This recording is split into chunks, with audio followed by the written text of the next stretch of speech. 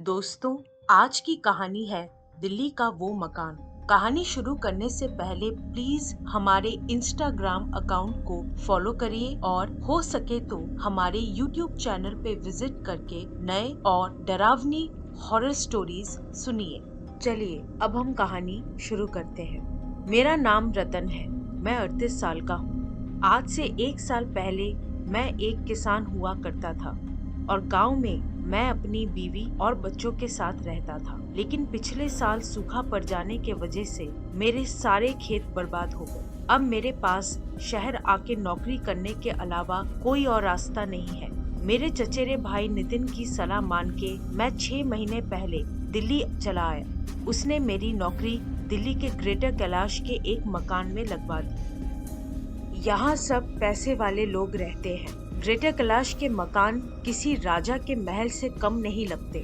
जिस घर में मेरे भाई नितिन ने मेरी नौकरी लगवाई थी, वहाँ पे एक बड़े साहब जिनकी उम्र लगभग मेरी जितनी ही थी, उनकी पत्नी और एक बेटी थी। परिवार में बस ये 3 लोग ही रहते थे।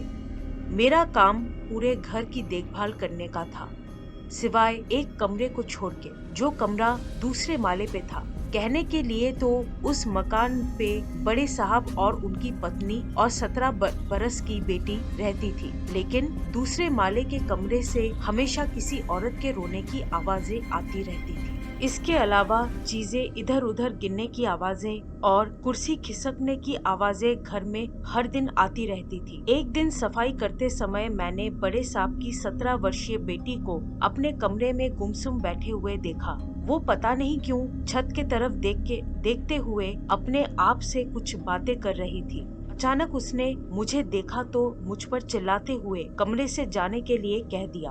मैं उस वक्त चुपचाप वहाँ से निकल गया और थोड़ी देर बाद मैंने छोटी मेम साहब को दूसरे माले पे जाते हुए देखा। मुझसे रहा नहीं गया तो मैं भी पीछे पीछे चल पड़ा। मैं जानना चाहता था कि दूसरे माले पे उस कमरे में क्या है, क्यों वहाँ से आवाजें आती हैं।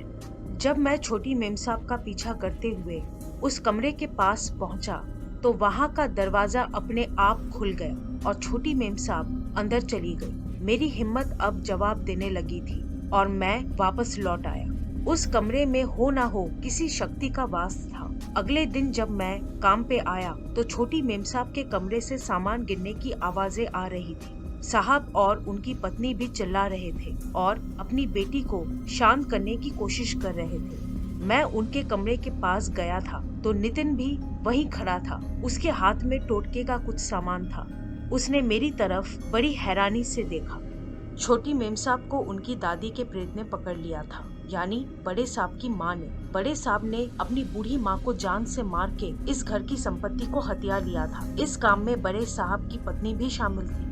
नितिन ने मुझे वहाँ उसकी मदद करने के लिए कहा, लेकिन मैं जानता था कि बदला लेने वाली आत्माएं किसी को नहीं छोड़ती, वे सब खत्म कर देती हैं। उस समय मैंने सिर्फ अपनी पत्नी और बच्चों के बारे में सोचा और उस घर से निकल आया।